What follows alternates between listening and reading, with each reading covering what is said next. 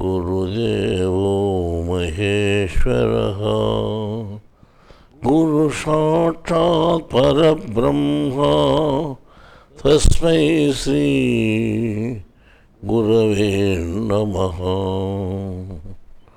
ఓం తత్సత్.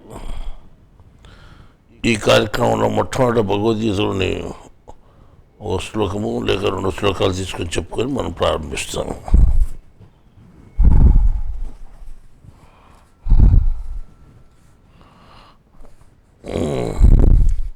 పురుషోత్తమ ప్రాప్తి యోగము అనే అధ్యాయంలో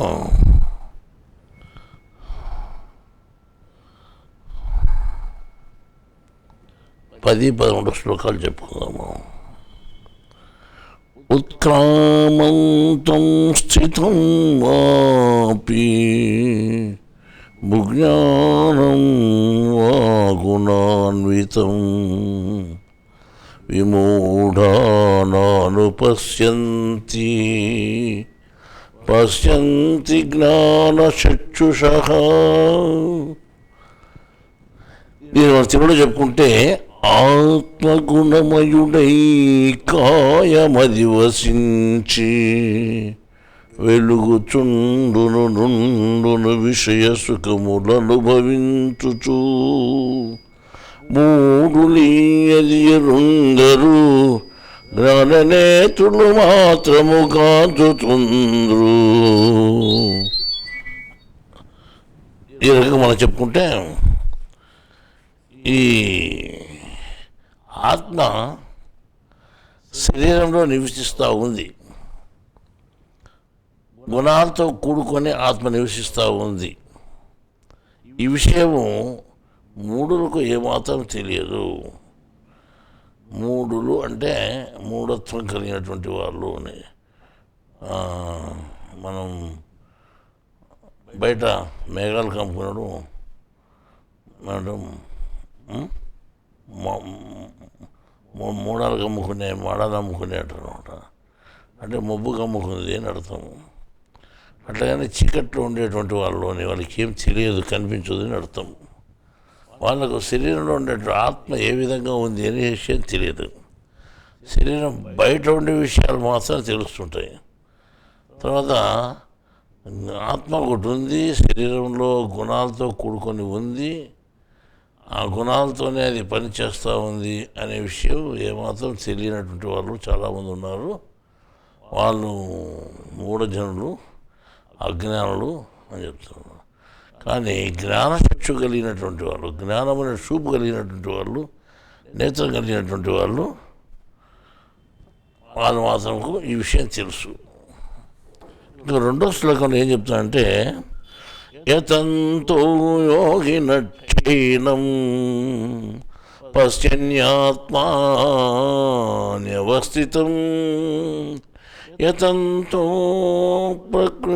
యతంతో వ్యకృతాత్మానో నైనం పశ్యంత చేతసః. దేహమందున్నదయ్యును తెలియగలరు యత్నమనరించు యోగులీ ఆత్మరూపంబు. మకృత బుద్ధుల చేతస్కులైన వారు ఎంత ప్రయత్నించినను తెలుగంగలేరు. ఈ శరీరంలో ఆత్మ ఉందనే విషయం ఉన్నప్పటికీ, ఉందనే విషయాన్ని తెలుసుకుని ఈ ప్రయత్నం చేసే యోగులకు మాత్రం తెలుస్తుంది. అది ఎవరు తెలుస్తుంది? యోగులకు మాత్రమే తెలుస్తుంది. వాళ్ళు ప్రయత్నం చేసి ఆత్మను తెలుసుకోగలుగుతారు. ఇంకా మిగతాటువంటి ఈ బయట బుద్ధులు కలిగినటువంటి వాళ్ళు ఉన్నారు చూడు, విషయాల్లో మునిగిపోయినటువంటి మనసు కలిగినటువంటి వాళ్ళు ఎట్లున్నారంటే, వాళ్ళు దాన్ని ఏమాత్రము తెలుసుకునేటువంటి విధానమే తెలియదు. వాళ్ళు ఒకవేళ తెలుసుకోవాలనుకుంటే ఎంత ప్రయత్నించినా అది తెలియబడదు అని చెప్పారు. ఈ విధంగా మనకు శరీరంలో ఆత్మ ఉంది అనే విషయము మనకు తెలిసింది. ఈ ఆత్మ అనేటువంటిది మన శరీరంలో ఉన్నప్పటికీ, అది భగవద్గీతలో చెప్పినప్పటికీ,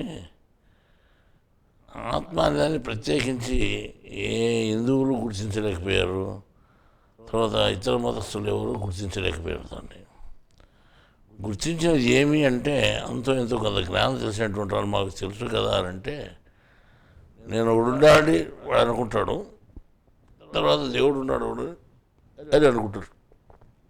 దేవుడు అనేవాడు ఒకడున్నాడు అనే విషయం తెలుసు, తర్వాత వాడు అనేవాడు ఒకడున్నాడు అని తెలుసు. అంత తప్ప ఎవరు లేరు. నేను దాన్ని జీవుడు దేవుడు అంటారు. ఈ జీవుడు దేవుడు ఇద్దరు శరీరంలో ఉన్నారు అని కొంతమంది మాకు జ్ఞానం తెలిసినటువంటి వాళ్ళు చెప్పేటువంటి మాటలు ఇవి వాస్తవమే. అది అన్ని మతాల్లోనూ కొంత అవగాహన కలిగినటువంటి వాళ్ళు చెప్తున్నారు, జ్ఞానావగాహన. మేమేం చెప్తున్నామంటే, ఈ దేవుడు అంటే ఎవరు, చూడంటే నువ్వు, దేవుడు అంటే ఎవరు అనే విషయాన్ని మనం తెలుసుకోలేకపోతున్నాము. ఇక్కడ ప్రత్యేకించి ఆత్మల గురించి చెప్పాడు అన్నాడు.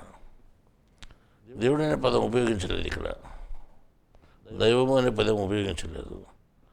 ఆత్మ గుణమయుడే శరీరమును నివసిస్తున్నాడు, అది ప్రయత్నం చేసి యోగులకు మాత్రమే తెలుసు అని చెప్పాడు. మిగతా వాళ్ళకి ఏమాత్రం తెలియదు అని చెప్పారు. అంత జ్ఞానం కలిగిన వాళ్ళకి మాత్రమే తెలుస్తున్నారు. సరే, ఇప్పుడు మనం జ్ఞానం తెలుసుకోవాలనే ప్రయత్నం చేస్తున్నాము. అంతో ఎంతో జ్ఞానం అటువంటి వాళ్ళు కొంతమంది భూమి మీద ఎక్కడో ఒకసారి ఉంటారు. వాళ్ళు ఏం తెలుసుకోగలిగినారు అంటే, ఇతరుల మీద మనమేమో తెలుసుకోగలిగినామని మనం ప్రశ్న వేసుకుంటే, మనం శరీరంలో ఉన్నటువంటి ఆత్మను గుర్తించగలిగాము. తర్వాత మనల్ని మనం గుర్తించగలుగుకున్నాము. నేను ఒక జీవాత్మనని మనకు తెలుసు. తర్వాత శరీరంలో ఆత్మ అనేది ఒకటి ఉంది అని కూడా తెలుసు. ఈ రెండింటికి అతీతంగా ఇంకొకటి ఉందని తెలుసు. అది దాని పేరు ఆత్మ కంటే వేరుగా ఉండేది అని అంటాం. వేరుగా ఉండేది అంటే ఇది ఏమిటో ఎవరికి దాన్ని కరెక్ట్ ఇది అని చెప్పలేరు అనమాట. దానికి పేరంటూ లేదు. ఏ గ్రంథంలోనూ దానికి ఫలాంది అని ఖచ్చితంగా నిర్ణయం చేసి చెప్పినటువంటి గ్రంథాలు లేవు.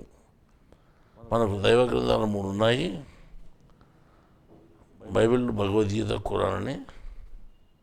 ఈ 3 గ్రంథాల్లోనూ ఆ మూడవ ఆత్మను గురించి చెప్పినటువంటిది ఏ వాక్యము పెద్దగా లేదు. అంటే దీన్ని చెప్పినా కానీ అసంపూర్ణంగా చెప్పినారు, కానీ పూర్తి సంపూర్ణంగా చెప్పలేదు. రెండో ఆత్మల గురించి సంపూర్ణంగా చెప్పిన వాక్యాలు 3 గ్రంథాల్లోనూ ఉన్నాయి, కానీ మూడో ఆత్మల గురించి సంపూర్ణంగా చెప్పిన వాక్యం ఎక్కడా లేదు అన్నమాట. ఎందుకంటే ఎవరు దాని గురించి చెప్పలేరు అనేది, చెప్పినా అర్థం కాదు. సరే, దైవ గ్రంథాలు మనకు చెప్పినప్పుడు దేవుడే కదా ఈ దైవ గ్రంథాలు చెప్పినది అని అంటే, దేవుడే చెప్పినది. మన ఆయన కూడా ఎందుకు చెప్పలేకపోయినాడు అంటే, ఆయనకు తెలుసు మూడవడు కూడా ఉండేది, నీకు తెలియదు. తర్వాత నీకు మూడవవాడు ఎవడేంటేది నీకు అవసరం లేదు. ఒకడున్నాడని తెలుసుకోవాలి అంతగాని మూడవవాడు ఎవడో అని మీకు అవసరం లేదు. మీరు తెలుసుకోవాల్సింది ఎవరిని? రెండోవాడిని, ఆత్మను. నువ్వు కాక రెండోవాడు ఉన్నాడే వాడిని, మధ్యలో ఉండేవాడిని. జీవాత్మ నీవు, ఆత్మ మధ్యలో ఉన్నాడు, చివరిలో పరమాత్మ ఉన్నాడు. అర్థమైందా? కానీ ఇక్కడ భగవద్గీతలో జీవాత్మ అని వేరుగా చెప్పబడింది, ఆత్మ అని వేరుగా చెప్పబడింది, పరమాత్మ అని కూడా వేరుగా చెప్పబడింది. అంటే 3 ఆత్మలకు 3 పేర్లు పెట్టబడినాయి. ఆత్మ నాశనం లేనటువంటి వాడు అనేది కూడా ఉంటుంది. అక్షరుడు అంటారు, క్షరము కానటువంటి వాడు. క్షరం అంటే నాశనము. జీవాత్మ అనేవాడు క్షరం అయ్యేవాడు, ఇది పేరు క్షరుడు, నాశనం అయ్యేవాడు అని అర్థం. ఆత్మ నాశనం కానివాడు. ఈ ఇద్దరిని కాకుండా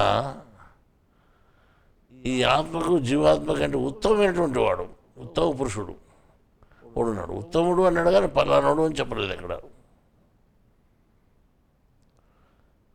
పరమాత్మ అన్నారు అంటే ఆత్మ కంటే వేరుగా ఉన్నాడు అని చెప్పినారు కానీ పలానాడు అని చెప్పలేదు భగవద్గీతలో కూడా. అర్థమైందా? పురాణంలో ఏ అక్కర లేనివాడు అని చెప్పారు కానీ పలానాడు అని చెప్పలేదు. ఎవరికి తండ్రి కాడు, ఎవరికి కొడుకు కాడు అని చెప్పినారు కానీ పలానాడు అని చెప్పలేదు. సంపూర్ణంగా ఆయన గురించి చెప్పినటువంటి వాక్యాలు మనకు అవసరం లేదు కాబట్టి దేవుడు కూడా ప్రస్తావన తీసుకురాలేదు. ఈ రకంగా బైబిల్లో కూడా అంతే, పరిశుద్ధాత్మ అన్నారు. ఆత్మ అని ఒకటి చెప్పి పరిశుద్ధాత్మ అని ఇంకోటి చెప్పారు. భగవద్గీతలో ఏ రకంగా చెప్పారో అందుకని కొంత తేడాగా చెప్పారు అన్నమాట బైబిల్లో. కుమారుడు అంటే నువ్వు, తండ్రి అంటే నేను ఉండేడు ఆత్మ, పరిశుద్ధాత్మ అంటే ఈ తండ్రి కంటే వేరైనటువంటి వాడు, నీ తండ్రి కంటే వేరైన వాడు. ఎవరైతే బైబిల్లో తండ్రి అని చెప్పబడుతున్నాడో అతనికంటే వేరైన వాడు పరిశుద్ధాత్మ అని చెప్పబడుతున్నాడు. పరిశుద్ధాత్మ అన్నారు కానీ ఈ ఆత్మ కంటే పరిశుద్ధమైందని అన్నారు కానీ పలానా ఆత్మ అని చెప్పలేదు. చూడండి ఎంత బాగా చెప్పారు. నిర్ణయం చేసి చెప్పలేదు. ఈ ఆత్మకు పని ఉందని చెప్పారు, తీర్పు తెచ్చే అధికారం ఉందని చెప్పారు. కానీ తీర్పు తెచ్చే అధికారం లేదు, పని లేదు, ఏమీ లేదు. ఆయన ఏ పని చేయడు అని ఖురాన్లో చెప్పడం జరిగింది. ఆయన ఏ కార్యము చేయడు అని. ఈ రకంగా ఈ 3 గ్రంథాల్లోనూ రెండవాని గురించి గొప్పగా చెప్పడము, మూడవాని గురించి తటస్థంగా చెప్పడం జరిగింది. మనకు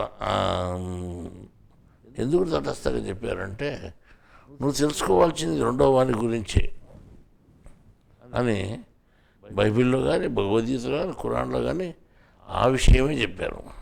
నువ్వు ప్రార్థన చేయాల్సింది రెండవ వాని గురించే, నువ్వు మొక్కవలసింది రెండవ వానికి, నువ్వు నమస్కారం చేయవలసింది రెండవ వానికి, మూడవ వానికి ఏమాత్రం చేసేదానికి అవకాశం లేదు, వాడిని చేయాల్సిన పని లేదు.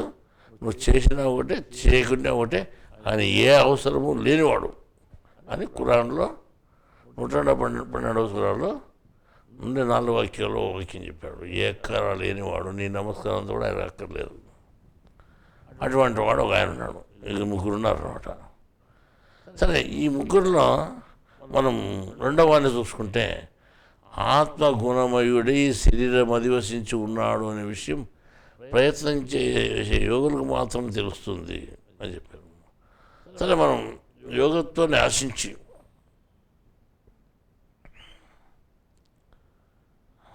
తపస్వికులకు మనం కాలేదు, తపస్వికులు మనం చెప్పుకోలేదు. తర్వాత వచ్చి యాజ్ఞికులు కూడా మనం చెప్పుకోలేదు, యజ్ఞాలు చేసేవాళ్ళు మనం చెప్పుకోలేదు, వేదాధ్యయనం చేసేవాళ్ళు మనం చెప్పుకోలేదు. యోగులు అని మనం చెప్పుకుంటున్నాం. యోగులు అయినటువంటి వాళ్ళు ప్రయత్నం చేసి శరీరంలో ఉండేటువంటి దాన్ని తెలుసుకుంటారు, బయట ఉండేదాన్ని జోలికి పోరు. కానీ మనసులు ఏం చేస్తున్నారంటే బయట ఉండే విషయాలు లేకపోతున్నారు, బయట ఉండే దేవతలు మొక్కుతున్నారు, బయట ఉండే గుళ్ళకు పోతున్నారు, బయట ఉండే చెట్లు కూర్చోమలకు అంటే మొక్కుతున్నారు, ఏదో దేవుడు నమస్కారం చేస్తున్నారు. కానీ మేము తెలిసినంతట్లో, మేము అభ్యసించిన యోగ విద్యలో బయట ధ్యాస ఏమాత్రం లేదు. శరీరంలో ఉండే ఆత్మను తెలుసుకునేటువంటి ధ్యాసే ఉంది. ఆత్మను తెలుసుకోగలిగితే ఏమవుతుంది అని అంటే మనకు ఈ కర్మలు అనేటువంటి క్షమించబడతాయి, కర్మలు లేకుండా పోతాయి. ఉన్న కర్మలు లేకుండా పోతే దాన్ని అనుభవించేదానికి పుట్టాల్సిన పని లేదు. పుట్టకపోతే ఏమవుతావు అంటే మోక్షం పొందుతావు, పరలోక సిద్ధి నీకు ప్రాప్తిస్తుంది అని చెప్తాము. పరలోక సిద్ధి అంటాం దాన్ని. మనం ఉండేది ఏ లోకము అంటే లోకంలోనే ఉన్నాం మనం. అక్కడ చెప్పినది పరలోకం, వేరే లోకం. పర అంటే వేరుని, వేరే లోకం ప్రాప్తం. అది ఏం లోకమో ఎవరికి తెలుసు, పేరు ఖచ్చితంగా చెప్పలేదు దాన్ని. పరలోకము అన్నారు అనమాట, వేరే లోకము అన్నారు. పరమాత్మ అన్నారు, వేరే ఆత్మ అన్నారు. ఆత్మ కంటే వేరే ఏంది చెప్పారు, డివైడ్ చేసి చెప్పారు అనమాట. ఈ రకంగా మనకు పరలోక ప్రాప్తి లభిస్తుంది. ఇక్కడ పుట్టాల్సి పని లేదు, ఈ లోకంలో ఉండాల్సి పని లేదు నువ్వు. అది ఈ లోకంలో ఉండి ఉండి సారైంది కష్టాలు సుఖాలు తప్ప ఏమీ లేవు ఈ లోకంలో. ఎంత పెద్దవానికైనా ఎంత చిన్నవానికైనా వాడు అనుభవించేది ఏమిది, ఒకటి కష్టం ఒకటి సుఖము, రెండే ఉంటాయి. అందువల్ల ఇవన్నీ మనం వదులుకొని మనం తెలుసుకోవాల్సింది ఏమి అంటే లోపల ఆత్మజ్ఞానాన్ని తెలుసుకోని వేదాలు చెప్పారు, గ్రంథాల్లో చెప్పారు. ఆ రకంగా ఆత్మజ్ఞానం తెలుసుకునే ప్రయత్నం చేస్తున్నాము. మనం ఏం చూస్తామనేది, ఏం చేస్తున్నామనేది ప్రపంచంలో ఏ భక్తులకు తెలియదు, ఏ దేవతలను పూజ చేసేవాళ్ళకి తెలియదు, ఏ యజ్ఞాలు చేసేవాళ్ళకి తెలియదు, తర్వాత వేద ధ్యానం చేసేవాళ్ళకి తెలియదు. వాళ్ళ రూట్ వేరు, వాళ్ళ మార్గం వేరు, మన మార్గం వేరు. మన మార్గం అంతా ఎటుంటుంది, ఆత్మను తెలుసుకునే విధానంలో ఉంటుంది. సరే, ఈ ఆత్మ అనేది శరీరంలో ఎట్లా ఉంది అనే దానికి మనకు పెద్దలు మన దైవ గ్రంథాల్లో కొంత వివరణ ఇస్తూ పోయారు అనమాట. పోయి నెల కూడా నేను చెప్పాను, యేసు ఒక రెట్టినిచ్చి తన శరీరం ఇదని చెప్పాడు, కొంత పానీయం ఇచ్చి నా రక్తం అన్నాడు, ఈ శరీరము ఇస్తున్నా రక్తం ఇస్తున్నా అన్నాడు, ఈ శరీరాన్ని తినండి ఈ రక్తాన్ని తాగండి అని చెప్పాడు. ఆ రక్తంలో పాప క్షమాపణ ఉందన్నాడు. కానీ శరీరంలో ఉండే రక్తము అని ఇప్పుడు నేటికి కూడా అనుకోవడం జరుగుతుంది. అది కాదని కూడా పోయిన మీటింగ్లో చెప్పాము. దాని భావం వేరు అని చెప్పాము. పోలికలతో కూడినటువంటిది జ్ఞానము అని చెప్పాము అన్నమాట. ఏదైనా కానీ జ్ఞానం పోలికతో కూడి ఉంటుంది అన్నమాట.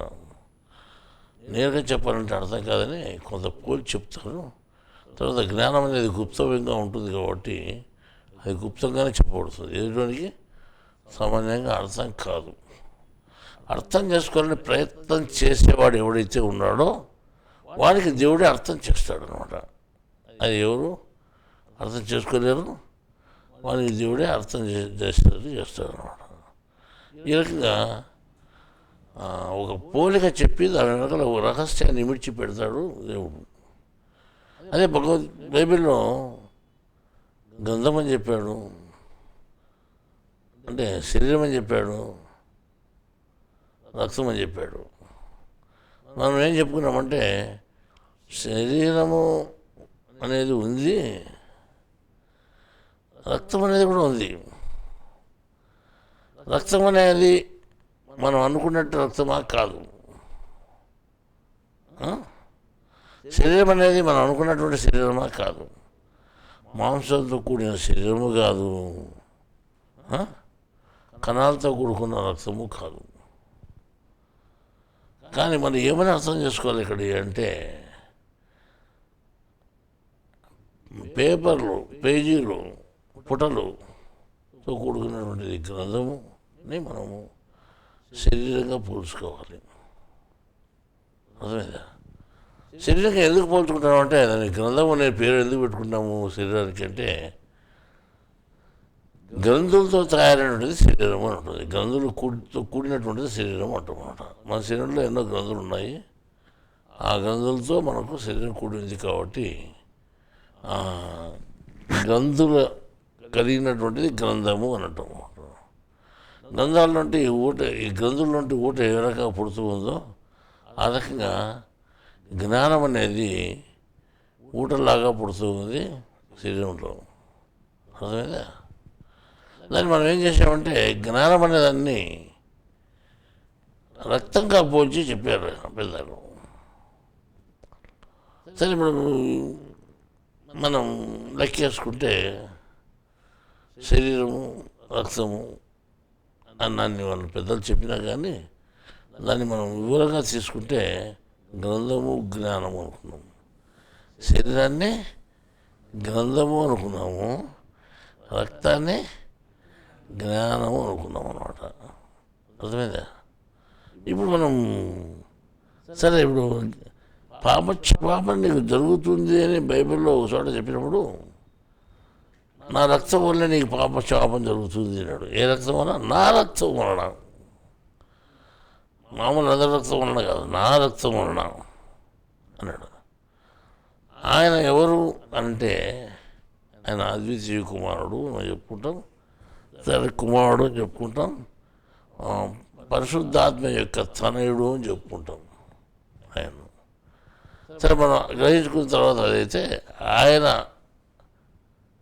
రక్తం అంటే ఆయన జ్ఞానం అనే దాని వల్లనే మనకు పాపక్షమాపణ జరుగుతుంది. కానీ మామూలు రక్తం శరీరంలో ప్రవహించే రక్తం వల్ల పాపక్షమాపణ జరగదు. సరే ఆ రక్తం వల్ల పాపక్షమాపణ జరుగుతుంది, అది ఈరోజు దొరికేది కూడా కాదు, ఏ రోజు అయిపోయింది. అది మురుకుడు రోటీ చంపేసిన రోజే అది కారిపోయింది, అయిపోయింది. ఎవరు దాన్ని పూసుకోలేదు, ఎవరు ఉపయోగించుకోలేదు, ఎవరు దాన్ని తాగలేదు, మట్టిపాలు అయిపోయింది. ఆ రక్తం వల్ల ఎటువంటి ప్రయోజనము మనిషికి లేదు. కానీ ఆయన చెప్పినటువంటి రక్తం ఏది అంటే ఆయన జ్ఞానాన్నే రక్తంగా పూర్తి చెప్పాడు. నా జ్ఞానం వలన అని చెప్పాడు. అంటే నా జ్ఞానం వల్ల మీకు పాపక్షమాపణ జరుగుతుంది అని. సరే ఆయన ఒకటైనా జ్ఞానం ప్రపంచంలో ఎక్కడా జ్ఞానం లేదా అని అంటే ఉంది. ఎక్కడున్నా ఆయన జ్ఞానమే ఉంటుంది, ఎక్కడున్నా కానీ ఆయన జ్ఞానమే ఉంటుంది, మరి ఏది ఉండదు. అందువల్ల ఖురాన్లో కానీ బైబిల్లో కానీ ఈ పాపక్షమాపణ గురించి చెప్పారు, ఇంకోటేం చెప్పలేదు. క్రైస్తవులు ఏమనుకుంటారంటే మా ఒక్క దాంట్లోనే పాపక్షమాపణ ఉంది అనుకుంటారు. లేదు, బైబిల్ ఖురాన్లో ఏం చెప్పారంటే క్షమాశీలత కలిగినటువంటి వాడు దేవుడు, క్షమించేవాడు దేవుడు అని చెప్పారు అనమాట. ఎట్లా క్షమిస్తాడు? ఆయన జ్ఞానాన్ని మార్గం లేకపోతే ఆయన జ్ఞానం తెలుసుకుంటే అప్పుడు నీకు క్షమిస్తాడు అనమాట అని అక్కడ ఉంది. అట్లాగే ఇక్కడ కూడా యేసు ఏం చేస్తాడంటే ఆయన తన జ్ఞానం వల్లే, తన రక్తం వల్లే నీ కర్మలు పోతుంది, నీ పాపక్షమాపణ జరుగుతుందంటే ఆయన జ్ఞానం వల్లే పోతుంది చెప్పి. ఆయన ఎవరు అని అంటే మనం ఒక్కరిగానే పోల్చుకోవాలి. కానీ క్రైస్తవుల్లో ఉండేవాడు ఈ పలనోడు, ఇంకోడు అనుకోకూడదు. ముగ్గురికి సంబంధించిన దేవుడు ఓ మనిషిగా వచ్చి 3 చోట్ల మన జ్ఞానం చెప్పినాడు. ఒకసారి చెప్పినప్పుడు ఏం చెప్పినాడు? చరుడు, అర్షతుడు, పురుషోత్తముడు అని 3 ఆత్మల గురించి చెప్పాడు. చరుడు, అక్షరుడు, పురుషోత్తముడని. నాశనమయ్యేవాడు, నాశనం కానివాడు, ఈ ఇద్దరి కంటే ఉత్తముడు. నాశనమైనటువంటి జీవాత్మ, నాశనమైనటువంటి ఆత్మ, వీళ్ళిద్దరి కంటే ఉత్తమం అంటే పరమాత్మ అని చెప్పాడు. ముగ్గురిని చెప్పాడు అనమాట. అదే ఒకటే జ్ఞానము, ఒకటే దేవుడే కాబట్టి మళ్ళా రెండోసారి చెప్పినప్పుడు ఏం చెప్పాడంటే కుమారుడు, తండ్రి, పరిశుద్ధాత్మ అని చెప్పాడు అనమాట. అక్కడ ముగ్గురు, ఇక్కడ ముగ్గురు సరిపోయినారు అనమాట. అదే లాస్ట్ చివరి గ్రంథం, అంత్యదైవ గ్రంథం ఖురాన్లోకి వచ్చేసరికి ఏం చెప్పారంటే తోలబడేవాడు, తోలేవాడు, చూసేవాడు అని ముగ్గురిగా చెప్పారు. కానీ వాళ్ళ పోలిక ఇది అర్థం కాక వేరే రకంగా పోల్చుకున్నారు.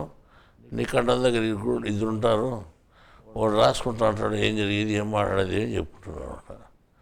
కానీ అసలు నువ్వే దాంట్లో ఇంక్లూడ్ అయి ఉన్నావు అని చెప్పలేదు, నువ్వే కలిసి ఉన్నావు వాళ్ళ ముగ్గురులోనే విషయం మీకు అర్థం కాకుండా ఉంది అనమాట. ఇట్లా మనం లెక్కేసుకుంటే ముగ్గురు విషయాలు 3 దైవ గ్రంథాల్లో ఉన్నాయి. ఇప్పుడు మనం అసలైన విషయానికి వస్తే ఇప్పుడు మనం చెప్పుకోవాల్సిన విషయం ఏమంటే దేవుడు రక్తాన్ని గురించి చెప్పాడు. రక్తాన్ని గురించి చెప్పాడు. ఏమని చెప్పాడు? ఇది నా రక్తము, ఇది తాగండి, మీకు పాపశాపం జరుగుతుంది అన్నాడు. అర్థమైందా? ఈ రక్తం అనేది వాస్తవమే ఉంది మన శరీరంలో, కానీ పోలిక ఏం చెప్పినట్టే తన రక్తము అని చెప్పి ఇది నా శరీరము అని చెప్పాడు అనమాట. ఒకటి టీచ్ శరీరం అనేది కూడా ఉంది మనకు. శరీరంలో ఆత్మ నివసిస్తూ ఉంది. ఎట్లా నివసిస్తూ ఉంది? 4 గుణమయుడై కాయమది వసించి ఆత్మ ఉన్నాడు అనే విషయం ప్రయత్నం చేసి యోగులకు మాత్రం చూస్తూనే మనం భగవద్గీత చదువుకున్నాం. అర్థమే? ఆత్మ అనేది గుణమయుడై ఉన్నాడు అనే విషయం మనకు తెలుసు. గుణమయుడే అంటే గుణాలతో కూడుకుని ఉన్నాడు అని తెలుసు. ఆ గుణాలు ఎన్ని రకాలుగా ఉన్నాయి మనం లెక్కేసుకుంటే శరీరంలో 4 ఉన్నాయి. అంటే మొదటిది తామస గుణము, రెండోది రాజస గుణము, మూడోది సాత్విక గుణము, 4ది గుణాతీతమైనటువంటి భాగం. 4 గుణభాగాలు ఉన్నాయి, దాంట్లో గుణాలు ఉన్నాయి. ఈ 4 దానిలోనూ 4 గుణాలు ఉన్నాయి. గుణాలు అంటే ఒకటి గుణములు అని పేరు కలిగినట్టు, ఒకటి గుణము కానిటువంటిది ఒకటి. ఈ 4 ఉన్నాయి, 4 భాగాలుగా. సరే, ఇప్పుడు శరీరంలో రక్తం ఉంటుంది. శరీరం ముఖ్యమే, రక్తం ముఖ్యమే, గ్రంథం ముఖ్యమే, అందులో జ్ఞానం ముఖ్యమే. గ్రంథం లేనిది జ్ఞానం రాదు. అర్థమైందా? జ్ఞానం చేసుకుంటే గ్రంథం ఉండే తీరాల మనిషికి. అట్లాగనే రక్తం దొరకాలంటే శరీరంలో దొరుకుతుంది, కానీ శరీరంలో మినహా రక్తం ఎక్కడ ఉండదు. ఎక్కడైనా కానీ శరీరంలోనే ఉంటుంది, ఎవరికైనా కానీ. ఇప్పుడు శరీరం అన్నాక ప్రతి శరీరంలో గుణాలు ఉంటాయని చెప్పిందా? జంతువుకి కానీ మనిషికి కానీ ఎవరికైనా కానీ గుణాలు ఉండాల్సిందే కోసం. ఇప్పుడు గుణాలు ఉండేటువంటిది, గుణాలు లేనటువంటివి 3, మొత్తం 4 భాగాలుగా ఉన్నాయి. అర్థమైందా? అట్లాగనే మన ఈ రక్తం ఎట్లుంది అని చెప్పాం. రక్తం ఎట్లుంది అని చెప్పుకుంటే అది 4 భాగాలు ఉంది కదా, ఇది కూడా 4 భాగాలే ఉంది ఎక్కడ చూసినా కానీ. 4 గ్రూపులుగా ఉంది, అంతే కదా. ఏబి అనేది ఒకటి, ఓ అనేది ఒకటి, ఏబి అనేది 2 కలిపి ఒకటి. A group, B group, O group, AB group, 4 రకాలు ఉంది. అంటే ఆ 4 రకాల గుణాలకును ఈ 4 రకాల గ్రూపులకు ఏమైనా సంబంధం ఉందంటే ఉంది. అదేమి విచిత్రం అంటే అందుకే నువ్వు శరీరంలో చూసుకో. నువ్వు శరీరం బయట ధ్యాస పెట్టుకోవద్దు, శరీరం లోపల ధ్యాస పెట్టుకునే ప్రయత్నం చేయి. నువ్వు దేవుని తెలుసుకునే ప్రయత్నం చేయి, అప్పుడు తెలుస్తుంది. మేము శరీరం బయట ధ్యాస పెట్టుకోలేదు, మేము శరీరం లోపల ధ్యాస పెట్టుకున్నాము. శరీరం లోపల ధ్యాస పెట్టుకొని వెతుకుతున్నాం. లోపల ఏంటంటే ఏం తెలిసిందంటే ఈ మాకు శరీరం అనేలో ఆత్మ అనేవాడు ఉన్నాడు. ఆత్మ గుణాలతో కూడుకుని ఉన్నాడు. 3 గుణాలు ఉండేటువంటి భాగాలు ఉన్నాయి, ఒకటి గుణం లేని భాగం ఉంది. ఇట్లా ఉన్నాడో తెలుస్తున్నది. సరే, ఈ శరీరంలో రక్తం అనేది కూడా చెప్పాడు ఒక పేరు. ఇది నా శరీరం, ఇది నా రక్తం అని. ఆ రక్తం ఎట్లుందంటే శరీరంలో ఎట్లయితే గుణాలు 4 ఉన్నాయో అట్లాగానే ఈ రక్తం కూడా 4 భాగాలుగా ఉంది. అర్థమైందా? దాంట్లో 3 గుణాలు ఉండేటివి, ఒకటి గుణం లేనిది. అట్లాగానే ఈ 3 గ్రూపుల్లో కూడా ఒక్కొక్క అక్షరం ఉండేది ఒకటి ఉంది. ఏను ఒక అక్షరమే, బీను ఒక అక్షరమే, ఓను ఒక అక్షరమే. కానీ ప్రత్యేకించి ఉంటుంది. ఏబి 2 కలిపింది, 2 అక్షరాలు కలిసింది ఉంటుంది. అది ప్రత్యేకమైంది అని లెక్క. ఇప్పుడు ఇది గుణాల్లో ఎట్లయితే నీకు తామస గుణము, రాజస గుణము, సాత్విక గుణం 3 ప్రత్యేకంగా ఉన్నాయి. ఇది కాకుండా ఉండేది ఒక సపరేట్గా ఒక గుణము లేనటువంటిది ఉంటుంది, గుణాతీతమైన భాగం ఉంటుందన్నది. అది సపరేట్. ఈ 3కి సంబంధం లేకుండా వేరుగా ఉంది ఇది. అట్లాగానే నీకు 3కి సంబంధం లేకుండా ఇది ఎట్లయితే ఒక్కొక్క అక్షరంతో కలిగి ఉన్నాయో అట్లా ఈ ఒక్క అక్షరం కాకుండా 2 అక్షరాలతో కూడిన గ్రూప్ కూడా ఉంటుంది నీకు. అది ప్రత్యేకమైనది అని చెప్పుకుంటున్నాం. అర్థమైందా? ఒక మీరు మీరు మీరు మీరు రక్త పరీక్ష చేయించుకున్నప్పుడు మీకు తెలుస్తుంది అనమాట. ఏమని ఓరికి ఏ గ్రూప్ ఉంది, బి గ్రూప్ ఉంది, ఓ గ్రూప్ ఉంది అని. తర్వాత ఇంకా ఏబి గ్రూప్ కూడా ప్రత్యేక ఒకటి ఉంది అని తెలుసు. అది ఏ గ్రూప్ ముఖ్యమో ఏ గ్రూప్ ముఖ్యం కాదో మనకు తెలియదు. గుణాలను మనం ఎదుర్కొంటే గుణాల విషయాలు చెప్పినారు కాబట్టి భగవద్గీత ఈ సాత్వికము, ఈ దీని భావం ఎట్లుంటుంది, దీని గుణాలు ఎట్లుంటాయి, దీని ఆలోచనలు ఎట్లుంటాయి, దీని పద్ధతులు ఈ పనులు ఎట్లుంటాయి అని చెప్పారు కాబట్టి మనకు అర్థమైంది. అట్లా రాసి గుణాల గురించి చెప్పినారు కాబట్టి మనకు అర్థమైంది. తామస గుణాల గురించి చెప్పినా అర్థమైంది. ఇంకా నాలుగో దాని గురించి ఏం చెప్పారు? ఏమీ లేదు, దాని గురించి ఒక్క చింత లేదు, ఒక గుణము లేదు, ఒక ఏమాత్రం ఆలోచన ఉండదు. దాంట్లో గుణాలు ఉంటాయి కదా, ఆలోచన ఉండేది. అది నాలుగో భాగము ప్రత్యేకమైనది చెప్పారు.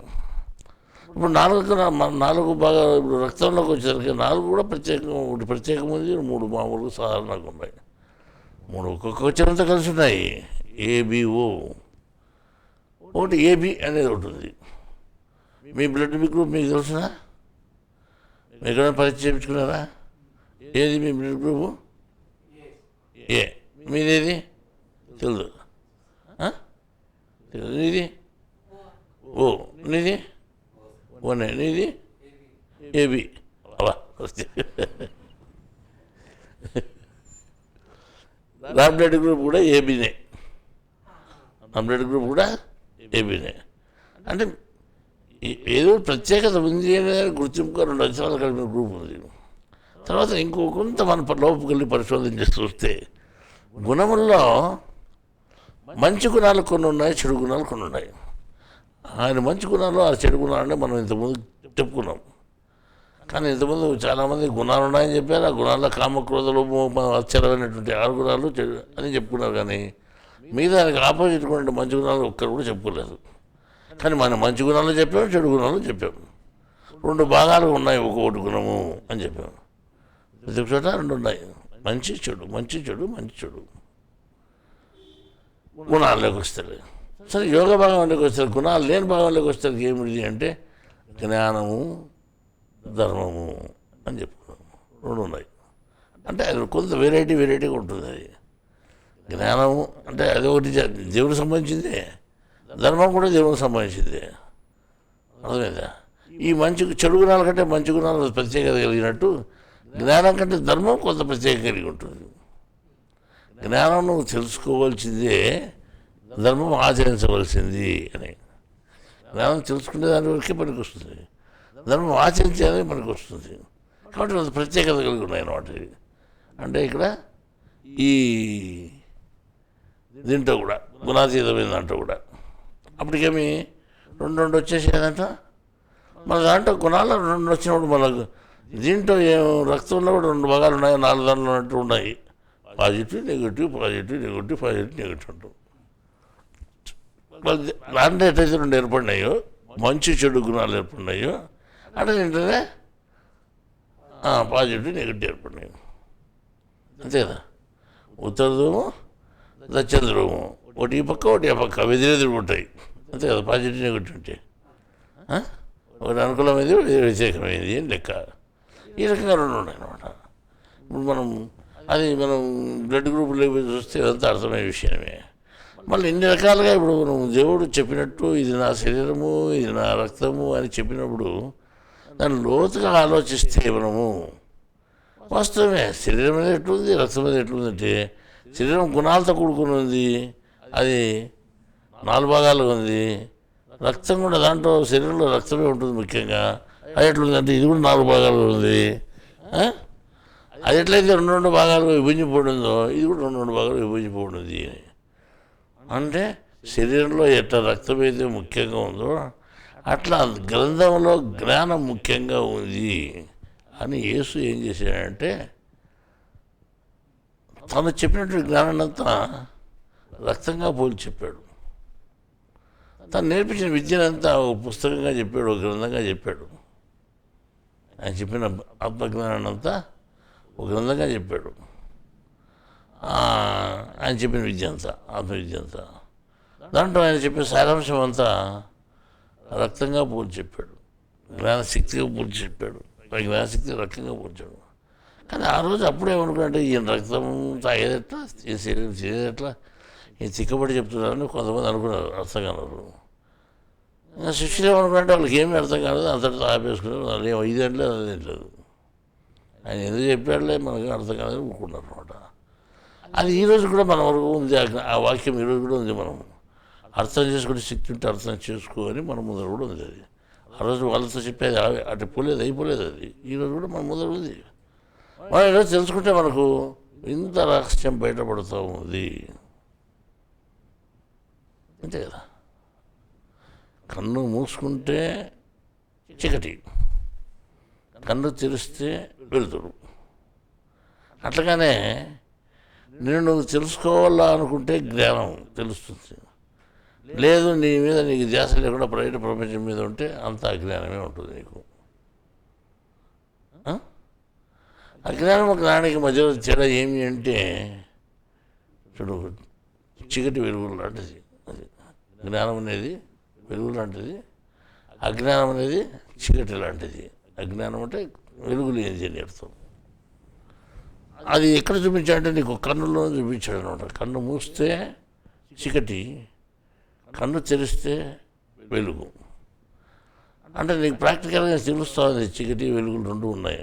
ఎక్కడున్నాయి? నీలోనే ఉన్నాయి. నీలో అజ్ఞానం ఉంది, జ్ఞానం ఉంది, పక్కనెక్కడ లేదు. నువ్వు జ్ఞానం అయిపోతావా, జ్ఞానం వైపు, అజ్ఞానం అయిపోతావా, అజ్ఞానం వైపు. నువ్వు కన్ను తీసుకొని చూస్తావా, వెళ్తే కనిపిస్తుంది. కన్ను మూసుకొని చూస్తే అంత చీకటి కనిపిస్తుంది. టరుడు టరుడు చూపేది కూడా. కన్ను మూసుకొని చూడవచ్చు, కన్ను మూసుకొని చూస్తే అంత చీకటే ఉంటుంది. కన్ను తీసుకొని చూస్తే అంత వెళ్తూనే ఉంటుంది. అట్లా ఒకే మనిషిలోనే జ్ఞానము అజ్ఞానము మనకు రెండు ఉండడం జరుగుతూ ఉంది.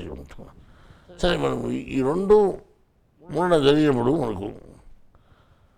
మనం దేన్ని కోరుకుంటున్నాము అనంటే, మనిషి ఉదయం లేచినప్పుడు ఉంటే వాడు మనం తిరిగి పండుకునేది వరకు బయట ప్రపంచంలో లగ్నం అయిపోతున్నాడు, కానీ శరీరంలోనికి ధ్యాస ఏమాత్రం తెచ్చుకోవడం లేదు,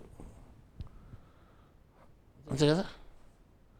శరీరంలోకి ధ్యాస తెచ్చుకోవాలని కొంతమంది చెప్పారంటే, ఆధ్యాత్మిక విషయాల్లో కొన్ని మాటల రూపంలో చెప్పినారు, కొన్ని చేతుల రూపంలో చెప్పారు.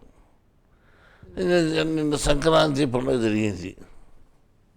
ఆ సంక్రాంతి నాపదు ఆచరణ చేశారు. భోగి మంటలని కట్టెలు పెట్టి కాల్చి చేశారు. అంటే మనిషి ఎప్పుడు సుఖాలని ఆశిస్తుంటాడు, భోగాల్ని ఆశిస్తుంటాడు. వాటిని కాల్చివేయి, లేకుండా చేసుకో. ఆ సుఖాలకు నువ్వు దూరంగా ఉండు, అప్పుడు నీలో ఉండేటువంటి జ్ఞానం తెలుస్తుంది అనే ఉద్దేశంతో ఏం చేశానంటే, భోగి మంటలు, అంటే భోగాల మంటలు, భోగం అంటే సుఖాలు, ఆ సుఖాలను లేకుండా చేసుకునేదాన్ని మనం ప్రాక్టికల్గా చూపిస్తూ దాన్ని భోగి మంటలు అన్నారు అన్నమాట. దాన్నే ఇంకేం పేరు పెట్టారంటే సంక్రాంతి అని పెట్టారు. క్రాంతి అంటే తిరుగుబాటు అంటాం. క్రాంతి వీరులు అంటే తిరుగుబాటు చేసేవాళ్ళు, నక్సలైట్లు అని అంటాం, అంతే కదా. క్రాంతి అంటే తిరుగుబాటు. సంక్రాంతి అంటే మంచి దానికోసం తిరుగుబాటు చేయను. ఏదైనా తిరుగుబాటు ప్రపంచ విషయాల మీద తిరుగుబాటు చేయి, జ్ఞానం వైపును అని ఒక సంక్రాంతి పండుగ నేను జరిగిన సంక్రమణ గుర్తుగా చెప్పుకున్నాను. కానీ సంక్రాంతి మనం సంక్రాంతిగానే చేస్తున్నామా? లేదు, సరదాగా చేస్తున్నాం. సంక్రాంతి సరదాగా గడుస్తూ ఉంది. మన సంక్రాంతిలో ఏం జరుగుతుందంటే, మీరు చూసినా మీకు తెలిసిన కోడి పందాలు, పందుల పందాలు, ఎద్దుల పందాలు, ఒకటి కాదు 4 రకాల పందాలు పెట్టుకొని ఎగురుతా కాలం గడిచిపోతుంది. అక్కడ కూడా సంక్రాంతి రోజు కూడా బయట విషయాల్లోనే మునిగిపోయాడు మనిషి. ఆ భోగి మంటలను పేరుకు చెప్పుకుంటున్నాడు, కానీ లోపల ఉన్న భోగాలు ఏం కాల్చలేదు, బయట ఉంటే కట్టెలు కాలుస్తున్నాడు. పేరుకు భోగి మంటలు అంటున్నాడు. భోగి మంటలు కట్టెల మంటలు అవి, భోగి మంటలు కాదు. ఇక మనం లెక్కేసుకుంటే మనిషి ఏం చేస్తున్నాడంటే, తను ఏ దారిలో పోతున్నాడో తనకు తెలియకుండా పోతున్నాడు. ఎప్పుడు సుఖాలనే కాంక్షిస్తున్నాడు. ఆ సుఖాలను కాంక్షించడంలో అనేకమైనటువంటి పాపాలు సంపాదించుకుంటున్నాడు, అంతే కదా. డబ్బు సుఖంగా ఉంటే డబ్బు కావాలి. డబ్బు ఉంటే మనం ఏమైనా జరుగుతుంది. డబ్బు ఉంటే ఏమీ జరగదనే విషయం పూర్తి తెలియక డబ్బు ఉంటే కొండ మీద కోసే దిగొస్తుంది అని చెప్తున్నారు. సరే, మనం ఒక ప్రశ్న వేసుకుంటాం. ఒక గుండె జబ్బు వచ్చింది అనుకోండి, లోపల ఎవరికి అర్థం కాలేదు, ఏ డాక్టర్లకు అర్థం కాలేదు. వాళ్ళని పరీక్ష చేసి చూస్తే గుండె అంతా బాగున్నట్టే ఉంది, కానీ దానికి అప్పుడప్పుడు వాయిల్ వేస్తూ ఉంది లోపల. శరీర కాళ్ళకు చెయ్యికి ఎట్లా వాయిల్ ఎట్లా వేస్తుందో గుండెకు కూడా వాయిల్ వేస్తుంది. అర్థమైందా? శరీరంలో ఏ భాగానికైనా వాయిల్ వేస్తుంది. చెవుకు లేచినప్పుడు అదుగుతుంది, చెవి వదులుతుంది, కన్ను వదులుతుంది, ముక్కు వదులుతుంది, చెయ్యి వదులుతుంది, కాలు వదులుతుంది చెప్తాను కదా. అక్కడ ఆ భాగంలో అది అదురుడు వస్తే అది వాయువు వేసినట్టు. వాయువు అంటే గాలి. గాలి నీ శరీరం అంతా వ్యాపించింది, సమానంగా వ్యాపించింది, సమాన వాయువు ఉంటుందండి. నీకు శరీరంలో 5 రకాల వాయువులు ఉన్నాయి. వ్యానవాయువు, సమాన వాయువు, ఉదాన వాయువు, ప్రాణవాయువు, అపాన వాయువు అని 5 వాయువులు ఉన్నాయి. అర్థమైందా? ఈ ఉదాన వాయువు అనేది నోటి నుండి జీర్ణాశయం పై వరకు ఉంటుంది, జీర్ణాశయం కింద వరకు, జీర్ణాశయం నుంచి నోటి వరకు ఏది ఉంటుంది? ఉదాన వాయువు ఉంటుంది.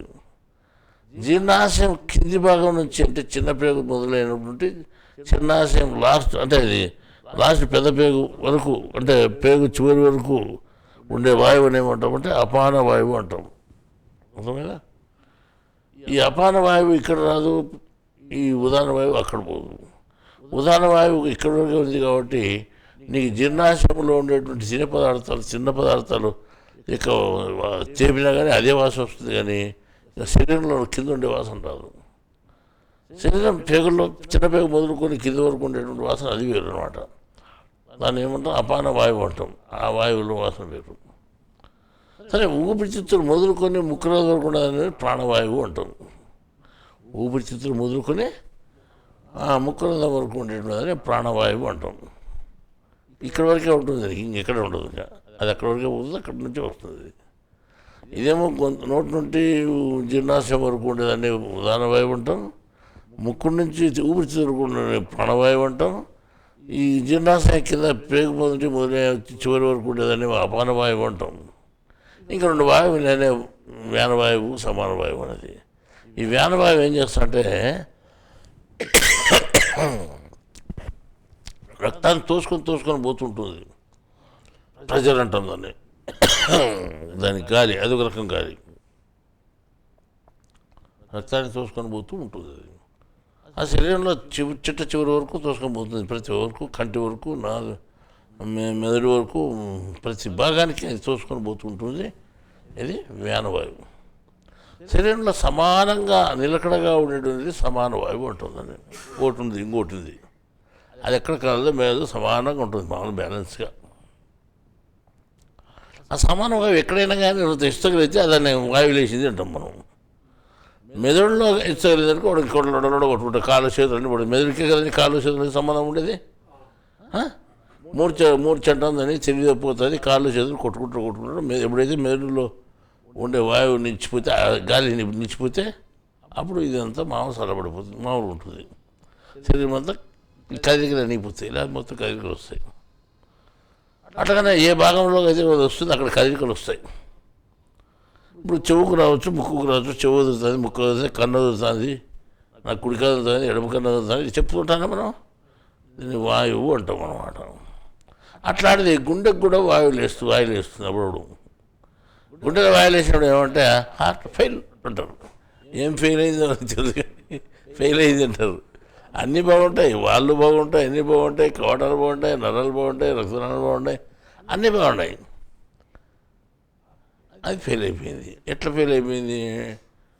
ఫెయిల్ అయిపోయింది అంతే. మనం ఒక బస్సులో వస్తా వాడు ఉన్నట్టు కూర్చొని అట్లా చచ్చిపోయాడు. అంటే ఎందుకు చచ్చిపోయాడని ఆసుపత్రికి తీసుకుపోయాను. ఇప్పుడు బస్సులో కూర్చొని ప్రయాణం చేసాడు చచ్చిపోయాడు అంటే వాళ్ళ దిక్కు కూడా హార్ట్ ఫెయిల్ అయ్యిందండి. అంతే కదా, ఏదైనా జరిగితే అర్థంగానే కూడా హార్ట్ ఫెయిల్ అని చెప్పేది. సరే, హార్ట్ ఫెయిల్ అయింది, ఇంకో ఫెయిల్ అయింది, ఏది ఫెయిల్ అయిందో. కానీ హార్ట్కు వాయు వచ్చినప్పుడు ₹1,00,00,000 ఇస్తాం బాగా బాగా అనుకుంటే అవుతుందా? నువ్వు ఎవరికి ఇస్తావు ₹1,00,00,000? బయట మంత్రులకైతే ఇస్తావు, మంత్రులు అయితే నీ పని చేస్తారు. కానీ లోపల ఉండేవాడు ₹1,00,00,000 తీసుకుంటాడా? వానికి ₹1,00,00,000 లేదు, ₹2,00,00,000 లేదు. ఎవరికి? నీలో ఉండే ఆత్మకు.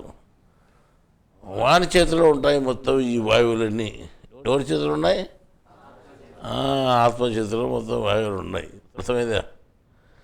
అట్లాగే ఆత్మచేతిలోనే ప్రతి భాగము ఉంది ఈ శరీరంలో ఉండేది. రెండవవాడు ఆయన ఏ పనినే చేయగలడు. ఖురాన్లో చాలా అద్భుతంగా చెప్పాడు. కార్యకర్తగా ఉన్నాడు, ఆహార నిశలు పని చేస్తున్నాడు, కునుకు లేదు, నిద్ర లేదు, ఏమాత్రం అలసట లేదు, ఆయన పని చేస్తున్నాడు. ఎవరు? ఆయనే. అంత బాగా చెప్పారు ఆయన వచ్చి. మళ్ళీ ఆయన అనుకుంటే ఏమేం చేయడు. గుండెనట్టు పట్టుకున్నానుకో, నువ్వు బుడుక్కను 1 నిమిషాలు చచ్చిపోతున్నావు. డబ్బులు 10 కోట్లుగా 20 కోట్లు 100 కోట్లు 1000 కోట్లు ఇచ్చినాడు. ఎవరు వాళ్ళు తీసుకుంటే నువ్వు వచ్చేది ఎవరికైనా ఇస్తాను కాని పని. ఈ రకంగా డబ్బులతోనే అన్నీ అవుతాయని కూడా పెద్ద పొరపాటు. డబ్బులకు సంబంధం ఉండదు. బయట ప్రపంచంలో మనుషులు పనులు చేయొచ్చు, కానీ ఇంకోటి పని చేయొచ్చు. కొన్ని పనులు పెడితే అన్ని పనులు డబ్బులతో నెరవేరవు అనే విషయం చాలామంది తెలియక డబ్బులనే ఆశతో పడి ప్రతినిత్యం డబ్బులు సంపాదాలి. ఇప్పుడు వీడియో చూశారండి ఇంతకుముందు, మనం కొన్ని వేల కోట్లు సంపాదించిన వ్యక్తులు ఉన్నారు తాడిపిత్రుల్లో. వాళ్ళు ఆంధ్రప్రదేశ్లో ఒక రూమ్ బయటకు తీసుకున్నారంట వాళ్ళ బస్సులు ఆఫీసుల కోసం. అది 2,000 మొదటి ఎప్పుడో 20 ఏళ్ళు లేకపోతే 2,000 మాట్లాడుకున్నారు. 2,000 వాడు ఇచ్చినాడు, సరే 2,000 ఇదని. ఈ బదులు 20,000 ఇచ్చింది బాడిగా. కానీ ఒక్క పైసా ఆ బదులు ఈ బదులు పెంచలేదంట. నా రూమ్ ఏంటి, మా పిల్లలు ఉంటారు, మేము బతుకుంటాము అంటే నేను చంపేస్తూ ఉంటాను, నేను ఇచ్చలేదు, నీ రూమ్ అంతా పడగొడతా ఉంటారు, నేను ఇచ్చలేదు, ఏ చెప్పుడు చెప్పుకుని ఇప్పుడు దిక్కుని సాటి చెప్పుకోపోయింటున్నారు, బేదిస్తున్నారని వాడు చెప్తున్నాడు ఇప్పుడు వీడియోలో. అంటే ఒక బీదవాడుని లక్షల కోట్లు ఉండేవాళ్ళు, వేల కోట్లు ఉండేవాళ్ళు బెదిరించి చేస్తున్నారు. అంటే డబ్బులుంటే ఒక పని జరుగుతుందని వానికి ఇచ్చేది ఎంతైతే అయితే ఒక మనిషిని నిష్ఠూరం చేసుకుంటే చెడు చేసుకున్నట్టు మాట్లాడితే ఏం బాగుంటుంది? వాళ్ళు ఏమంటే ఇట్లా వల్ల నాయకులు అని అడుగుతున్నాడు, ఇట్లా వల్ల నాయకులు ప్రజాప్రతినిధులు ఇట్లా వల్ల అంటున్నాడు. ఇంత దుర్మార్గుల ప్రజాప్రతినిధులు వీళ్ళు డబ్బులు ఇచ్చి ప్రజలను మోసం చేసి ఓటు తెప్పించుకుని గెలిచినారు తప్ప వీళ్ళకు ఆప్యాయత ఒక్కడు కూడా ఓటు వేయడు. వీళ్ళకు అందరినీ మోసాలు తగాలు చేసి డబ్బులు గుంజుకుంటారని నానా రకాల తిట్లు తిడుతున్నాడు, బాధ వ్యక్తం చేస్తున్నాడు. ఈ రకంగా మనుషులు ఏం చేస్తారంటే ఒక్కరిని కూడా మోసం చేసుకోవడము, ఒకరిని కూడా ఇది చేసుకోవడము, డబ్బులు సంపాదించాలనేది చూపే తప్ప ఇంకోటి ఏం లేదు. డబ్బులు సంపాదించాలంటే ఏముందంటే ప్రధానంగా ఈ రాజకీయం ఉంది. రాజకీయాలకు సేవ చేయను, ప్రజలకు సేవ చేయను అంటారు. ఏ ప్రజలకు సేవ చేస్తారు? ప్రజలను మోసం చేసేందుకు వస్తున్నారు రాజకీయాలకి. ఎంత సేవ చేసేవాడు ఎవడో పూర్వకాలం ఉన్నారు, ఈ కాలంలో ఎవరు లేరు. కానీ ఈ కాలంలో ఎవడైనా ఉన్నా అరుదుగా ఉంటారు. కానీ అంత 199 మంది, 101 తప్ప 99 మంది దాంట్లో ప్రభుత్వంలో డబ్బులు సంపాదించుకోవాలని ఈ రకంగా చాలామంది ఉన్నారు. ఈ ప్రతి ఒక్కరు చిన్నోడు పెద్దోడు ఎవడైనా కానీ ఒక్కరిని కూడా మోసం చేసుకుని ఒకరికి డబ్బులు సంపాదించుకోవాలని చూపు తప్ప ఇంకోటి లేదు. నీతిగా నిజాయితీగా ఉన్న వాళ్ళు చాలా అరుదుగా ఉంటారు. అంటే డబ్బులు ఆశపడి ఏం చేస్తున్నారు? ఈ డబ్బులకి అన్నీ ప్రతి పని నెరవేరదు అని నేను చెప్తున్నాను. అని ఈ బయట ప్రపంచం మీద ధ్యాస వదిలిపెట్టి లోపల దృష్టి పెంచుకుంటే అప్పుడు లోపల ఉండే ఆత్మ అనేటువంటి వాడు ఎవడు అనే విషయం తెలియబడుతుంది మనకు. భగవద్గీతలో మొదటి శ్లోకాలు చెప్పాడు చూడండి, శరీరంలోనే ఆత్మ ఉంది, గుణమయుడు ఉన్నాడు, ఆయన ప్రయత్నం చేసే యోగులు మాత్రం తెలుసుకుంటారు అని చెప్పాడు. జ్ఞానదృష్టి అనేటువంటి వాళ్ళు మాత్రం తెలుసుకుంటారు అని చెప్పారు అనమాట 2 శ్లోకాలను. అట్లా ఏమాత్రమైనా కొద్దిగా జ్ఞానదృష్టి ఉన్నటువంటి వాళ్ళకైతే నేను దగ్గరకు ఒక వ్యక్తులు వచ్చారు. వాళ్ళు రాజకీయం మాట్లాడుతున్నారు, సరే వింటున్నాం. కానీ రాజకీయం మీద పెద్ద ఆసక్తి నాకు లేదు. కానీ వాళ్ళు మాట్లాడేదానికి కొంత అక్కడికి సమాధానం ఇస్తూ మళ్ళా నేను చేసేది మీకు చేయాల్సిన మేలు ఏమి అంటే రాజకీయంలోనే మేలు కాదు, నేను జ్ఞానం తెలియజేసే పద్ధతి అది ఎప్పుడు ఇదైతే ఉండొచ్చు పోవచ్చు ప్రపంచంలో, అది శాశ్వతంగా ఉండేటి మీకు మేలు చేసినట్టు అవుతుంది అని నేను కొన్ని జ్ఞాన విషయాలు కూడా చెప్పడం జరిగింది.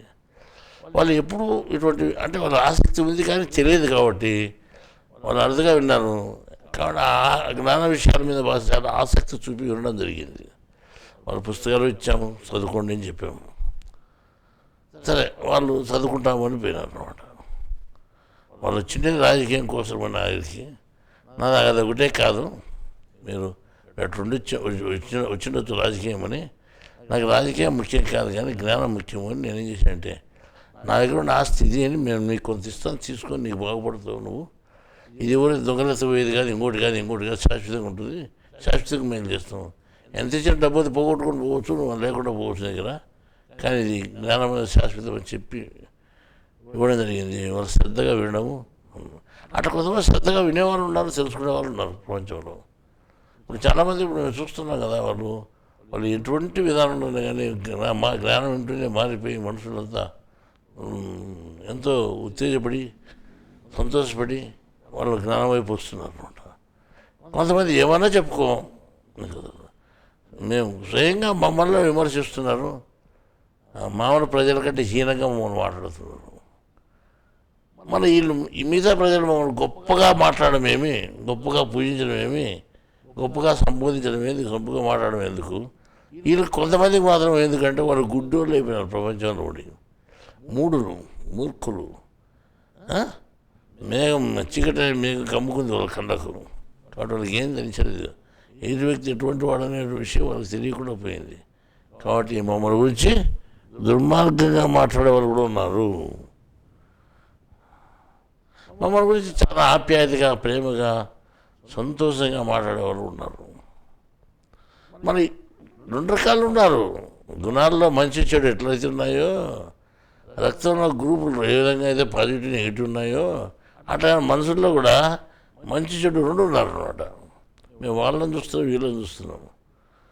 కొంతమంది మీరు అంటే మీరు ఇన్ని సంఘటన జరిగినాయి కదా, మీకు బాధాకరంగా ఉంటుంది అని అంటే, మాకు ఏం బాధ లేదు అని చెప్పాము. మీకు సూచనలకు మీకు బాధగా ఉందేమో, మాకు బాధ లేదు. ఎందుకంటే మీకు జ్ఞానం తెలుసు, మాకు ఇవన్నీ తాత్కాలికమే తెలుసు, ఇవన్నీ మాకు సంబంధం లేవు అని తెలుసు, ముందే ఇవన్నీ నిర్ణయం చేయబడి ఉంటాయి అని తెలుసు, పుట్టినప్పుడు నిర్ణయం చేయబడి ఉంటాయని తెలుసు, అది జరగక మానవని తెలుసు. కానీ మాకు తెలుసు కాబట్టి మేము ఎటువంటి చింతపడలేదు, ఎటువంటి బాధ మాకు లేదు. జరిగే పనులు చూసి మేము సంతోషపడుతుంటాం కానీ బాధపడే ప్రసక్తి లేదు అన్నాము. ఇంత నష్టం, ఇంత కష్టం జరిగినా కూడా ఇల్లు బాధపడలేదు అనుకుంటే, జ్ఞానం అనేది అటువంటిది, ఏ బాధ లేకుండా చేసేది జ్ఞానం. నువ్వు తెలుసుకొని నీకుంటుంది, నువ్వు చూస్తాం అని చెప్పాను. అంటే జ్ఞానం అంటే అంత గొప్పదంటే అంత గొప్పదనే మేము చెప్తున్నాం, నేర్చుకోవడం తెలుస్తుంది అని చెప్పాను అనమాట. ఈ రకంగా చాలామంది తెలియని వాళ్ళకి మేము చెప్తుంటాం. తెలియని వాళ్ళకి చెప్పేటప్పుడు మేము ఎందుకు బాధపడతాం? మేము బాధపడం కదా, మాకు తెలుసు ఏం జరగాలని నిర్ణయం అదే జరుగుతుంది. సరే, ప్రతి పని వెనక మనకు జరిగింది ఇప్పుడు కష్టమైనా కానీ, అప్పుడు తాత్కాలికంగా కష్టమైనా కానీ తర్వాత అది ఉన్నత స్థితికి తీసుకొని పోతుంటుంది మనకు. టర్నింగ్ పాయింట్ అంటాం. అంటే దాన్ని మార్పు తీసుకొస్తుంది మనిషిలో. అక్కడ ఉండే స్థితి ఉంటే ఇంకా ఉన్నత స్థితి తీసుకొని పోతుంది. దేవుడు ఏం చేస్తాడంటే, నువ్వు ఎక్కడుండో అక్కడే ఉంటావు, నువ్వు ఇట్లే ఉంటే కుదరదని చెప్తాను అని ఏం చేస్తాడంటే తర్వాత పెడతాడు దాన్ని, మళ్ళా శాఖం పెట్టి అది ఇది ఉన్న మార్పుని తీసుకురావాలంటే ఏదో ఇబ్బంది పెట్టి చేస్తాడు. ఆ ఇబ్బందిలో మార్పు కనిపిస్తుంది అనమాట. అంతగానే మేము ఏదో జ్ఞానం చెప్పుకుంటూ పద్ధతిగా మనం ఇతరుల జ్ఞానం తెలియజేస్తూ ఉన్నాం అనమాట. ఇతర దాని మీద ధ్యాస లేదు, ఏమాత్రం లేదు మాకు. కానీ ఇతర దాని మీద ధ్యాస వచ్చిన బయట కూడా చేశారు. అంటే నా జ్ఞానం నాకుంది, అయినా కానీ దేవుడు ఏం చేశాడంటే, ఇట్లా ఉంటే బాగుండదు, ఈ ప్రజలు అనేవాళ్ళు చాలా ఇబ్బంది పడుతున్నారు ఈ మూర్ఖులతో, మీ జ్ఞానం చెప్పండి, కొంత మార్పులు కూడా తీసుకురండి ప్రజల్లో, వాళ్ళకు చేసిన బ్యాన్ చేయండి, వాళ్ళ మూర్ఖులు వాళ్ళు అట్లే నాశనం అయిపోతారు, అట్లా కాకుండా వాళ్ళు ఉత్తేజపరచండి అనేటువంటి సందేశం ఇచ్చినట్టు మాకు ఈ తెలుస్తుంది. కానీ మాకు నష్టం జరిగినట్టు ఏమాత్రం మేము అనుకోలేదు. మేము ఎక్కడ బయటికి పోకుండా కానీ మేము బాగా ప్రచారం అయిపోయినాము, బాగా తెలిసింది. పెద్ద పెద్ద రెడ్లంతా మమ్మల్ని వచ్చి పలకడం జరుగుతుంది. మేము ఎవరి దగ్గరికి పోలేదు, ఏ రెడ్డి మాకు పరిచయం లేదు, ఆయన అంతా వచ్చి మమ్మల్ని పలకడము, మీ సహకారం మాకు కావాలంటే మేమేం సహకారం చేస్తాము. సహకారం అనేది డబ్బుల రూపంలో ఇచ్చేది కదా చూడాలి, మాటల రూపంలో ఓదార్పు రూపంలో సహకారం కావాలంటున్నారు. ఇంతకుముందు సహకారం కావాలన్నా డబ్బు రూపంలో ఉంటే మనం డబ్బులు ఇచ్చాము ఓ సంఘానికి, కమ్మ సంఘానికి. వాళ్ళు ఏమాత్రం స్పందించారంటే ఏమాత్రం డబ్బులు తీసుకునే వరకు వాళ్ళ స్పందన, డబ్బులు తీసుకున్నాక ఒక శూన్యం ఏముండేది పైన ఉంటే. అందువల్ల ఇప్పుడు వాళ్ళు అటువంటిది డబ్బులతో ఏమీ కాదనేది ఇప్పుడు ప్రత్యక్ష ప్రమాణం ఇది. ఇప్పుడు డబ్బులతో కాకుండా ఇప్పుడు చూడ మనం మాట్లాడే ఆప్యాయతగా మాట్లాడే మాటలు బట్టి వాళ్ళు మీరు మమ్మల్ని పలకరిస్తే చాలు, ఆప్యాయతగా చూస్తారు వాళ్ళు, మిమ్మల్ని మీ దృష్టి మా మీద ఉంటే చాలు అని అంటున్నారు వాళ్ళు. మనం ఎంత మనకు అంటే కొంత కష్టమైనా కానీ కొంత ఉన్నత స్థితి తీసుకోమంటే కదా. మనం ఇదంతా మనం దేవుడు చేసే విధానంలో మనకి ఇది ఒక భాగము అనుకుంటే అయిపోతుంది అన్నమాట. అందువల్ల నేను చెప్తున్నా అంటే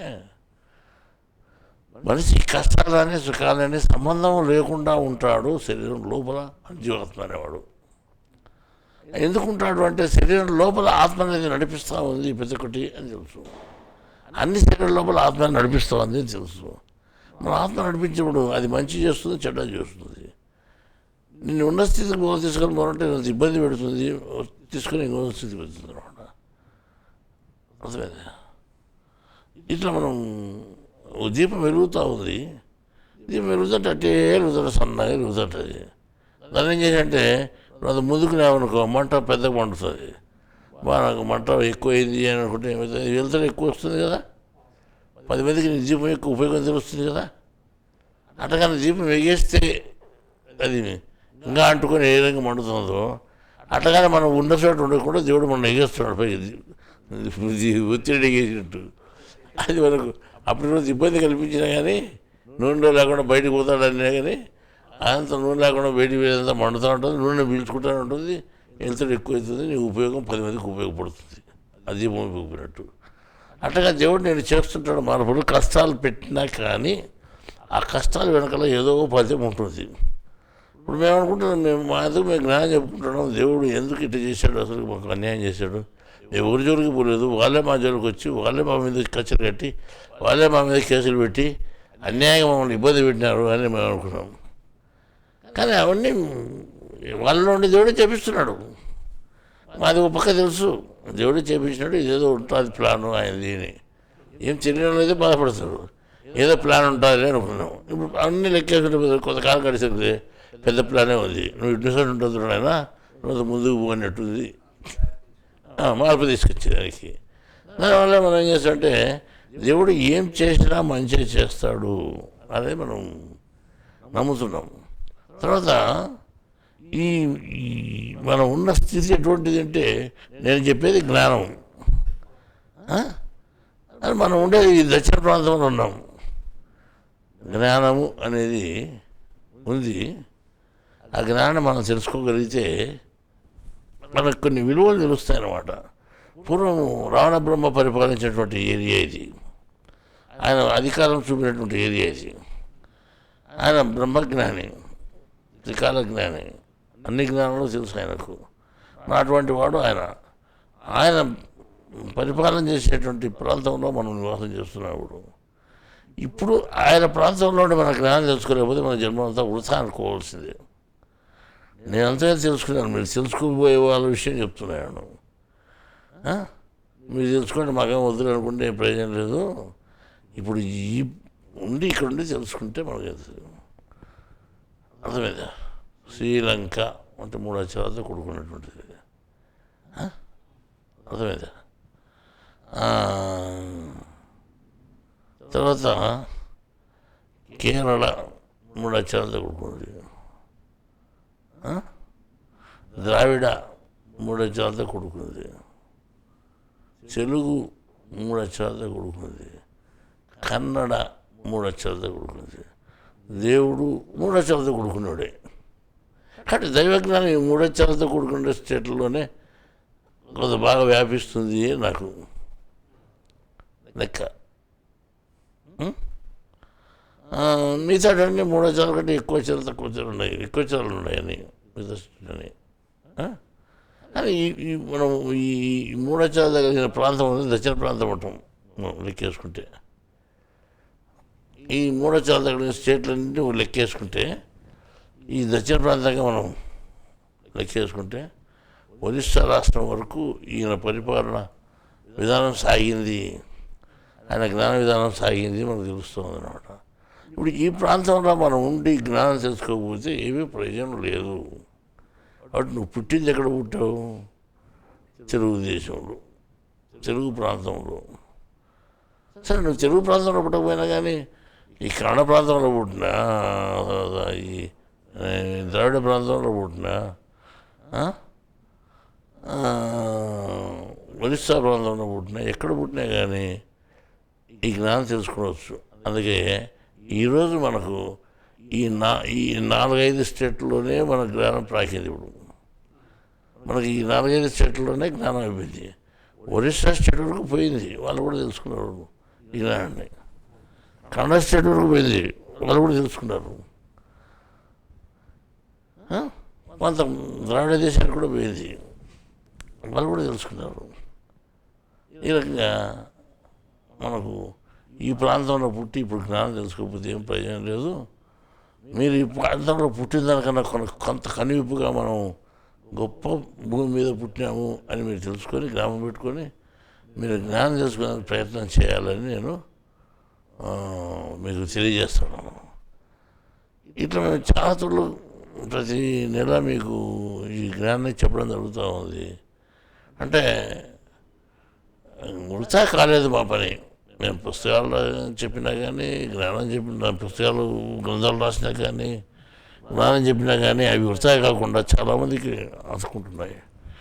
ఈరోజు ముస్లింలు తెలుసుకునే వాళ్ళు చాలా సంతోషపడుతున్నారంటే అది మనకు దేవుడిచ్చిన భాగ్యమే అనుకుంటున్నాం.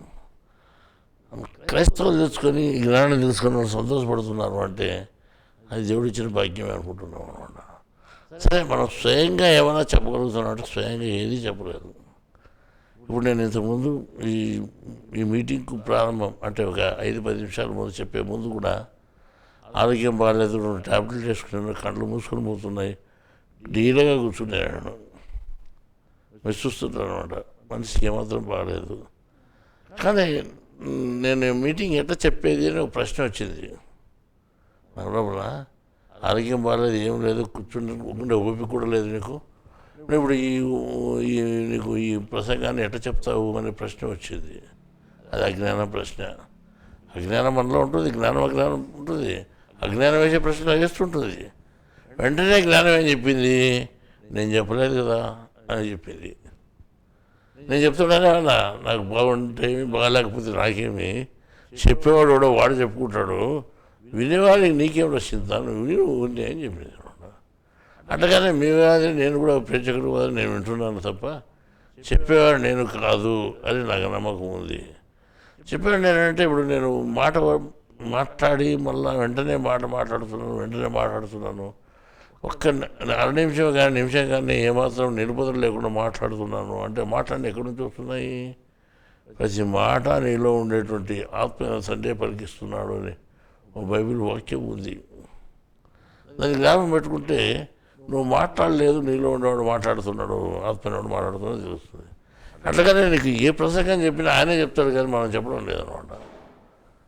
మనకేం తెలుసు, పెద్దగా తెలియదు, ఏం చెప్పాలనే ధ్యాస కూడా లేదు,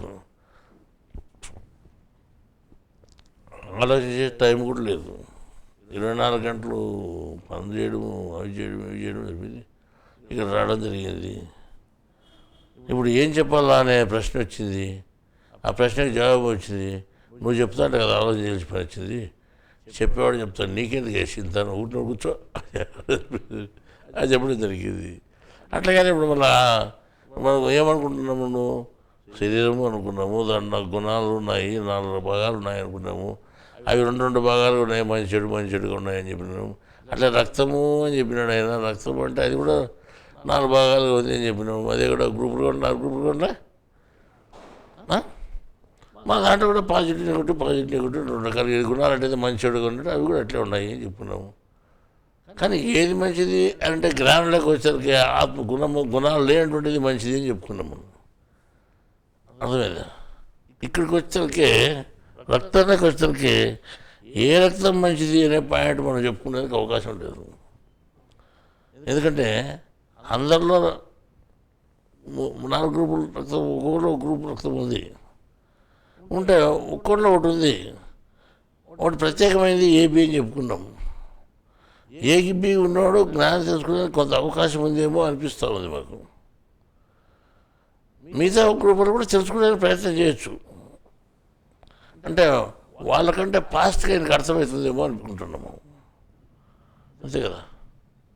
ఈ రకంగా కొంత తేడా ఉంటుంది అని మనం అనుకున్నాం. కానీ అది ఎంతమంది నిజమని మనకు కూడా ఇప్పుడు తెలియదు.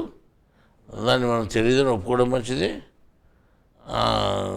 ఆయన మనకు తెలియజేసేవాడు ఎప్పుడు దాని గురించి తెలియజేస్తాడు మనకు తెలియదు. కానీ మనకు తెలిసినంత వరకు మీరు బయట ధ్యాస లేకుండా లోపల ధ్యాస పెంచుకుంటే లోపల విధానం మనకు తెలుస్తుంది. భగవద్గీతలో పురుషోత్తమ ప్రాప్తి యోగంలో 10-13 శ్లోకాల్లో చెప్పినట్టు మనం జ్ఞాపకం చేసుకొని ఈ బయట చింతలు వదిలిపెట్టి లోపల చింతలోనే ఉంటాము, ఆత్మను తెలుసుకునే ప్రయత్నం చేస్తాము అని మీరు ఇప్పటికీ అట్లా ఉండాలన్నా, నేను అట్లా ఉన్నాను, మీరు అట్లా ఉండండి అని చెప్తూ ఈ సమావేశం ఇంతటితో ముగిస్తున్నాను.